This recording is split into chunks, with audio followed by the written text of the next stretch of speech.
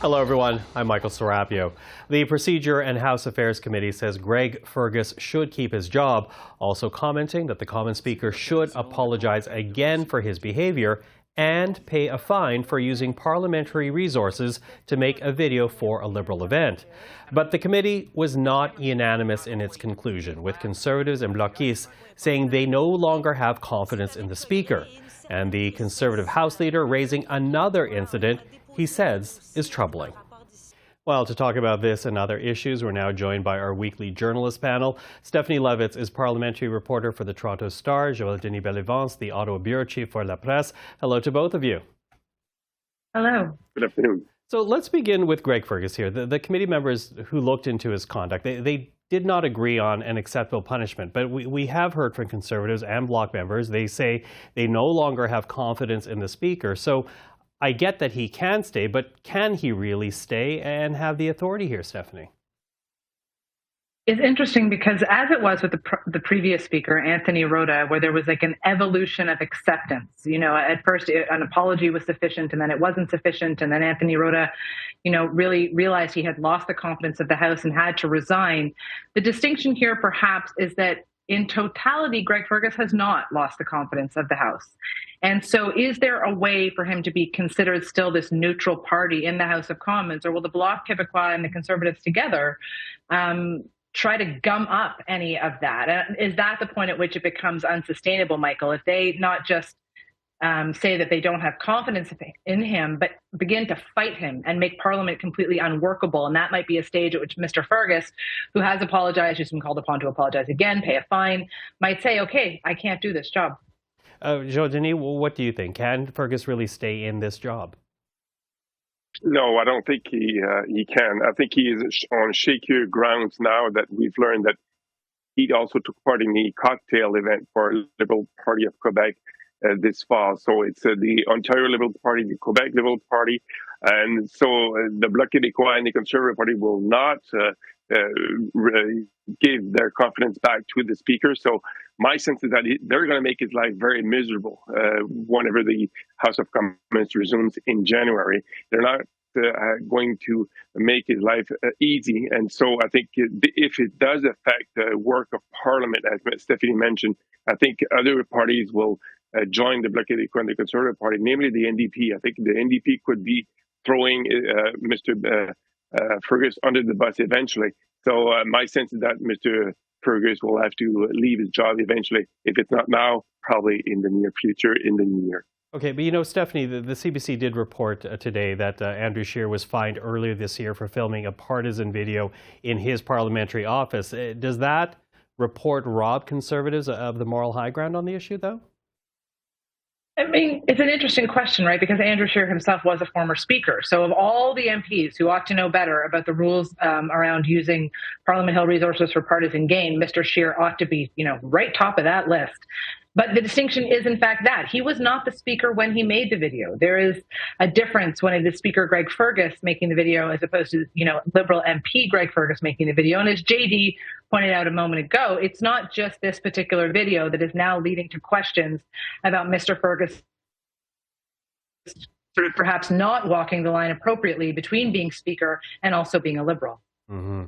Okay, Joël-Denis, I'll get you to pick up the next issue here because we saw a change in language from the Trudeau government on another matter altogether. This has to do with Gaza. In the past, Canada has called for humanitarian pauses in the fighting, but now Canada is calling for a ceasefire. What changed for the Liberals here? Well, the situation is worsening day by day in Gaza. So obviously this, I think, is taking toll not only on the people of Gaza, but also on the support that the Trudeau government was giving to Israel. So Ottawa is now pushing hard for Israel to show some restraint in terms of its bombardment of Gaza. And I think Canada is now following its own policies, not following the policies of the United States in that regard. So I think it was an evolution of the thinking in the cabinet. They are obviously taking some cues from the Liberal caucus, which is very divided on the issue, we have seen in this week. I know Mr. Trudeau, as Stephanie reported, met the caucus, the Jewish caucus, and also some other Muslim caucus to inform them of the changes of the position, but it's a very difficult position for Canada and the Prime Minister. And today, Mr. Trudeau was in Vancouver to try to build bridges between the two communities, meeting leaders from the Muslim community and the Jewish community, so to make sure that they understand what Canada is trying to do. We're trying to achieve peace in that region that has been embroiled in a conflict for so many decades. Mm-hmm. Stephanie, what do you have to say about this change in language and policy for Canada? I mean, it is certainly a pivot away, and it's a pivot away not just in the current context of the war between Israel and Hamas. It's over decades now, years, Canada has very consistently voted with Israel and with the United States at resolutions before the UN dealing with Israel. Canada has long felt, as does the United States, and of course, as does Israel, that Israel is singled out unfairly in these resolutions, often targeted simply for the fact of its existence.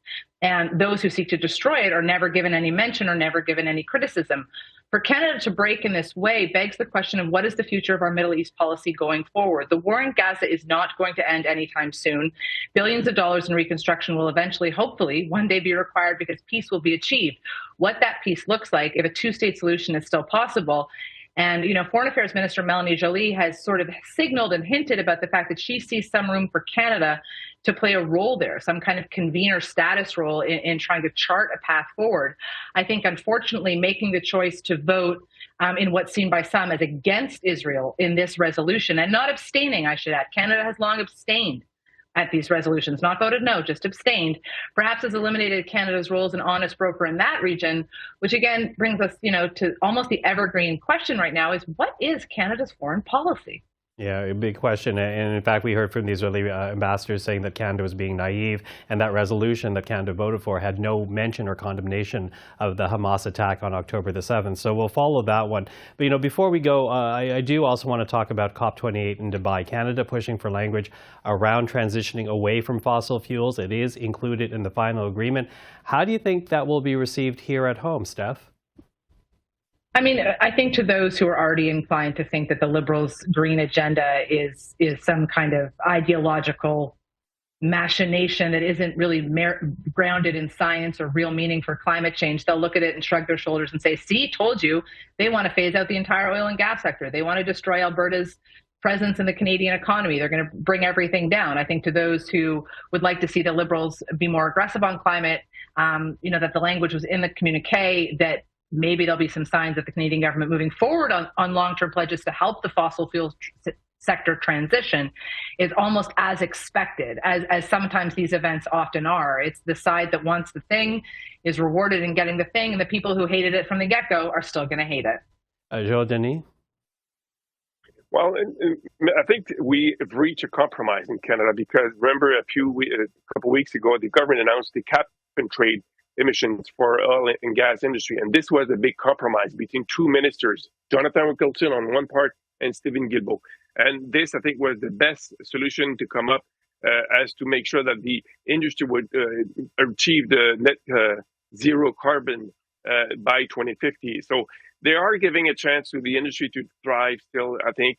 But we all know that we have to make sure that the environment is protected.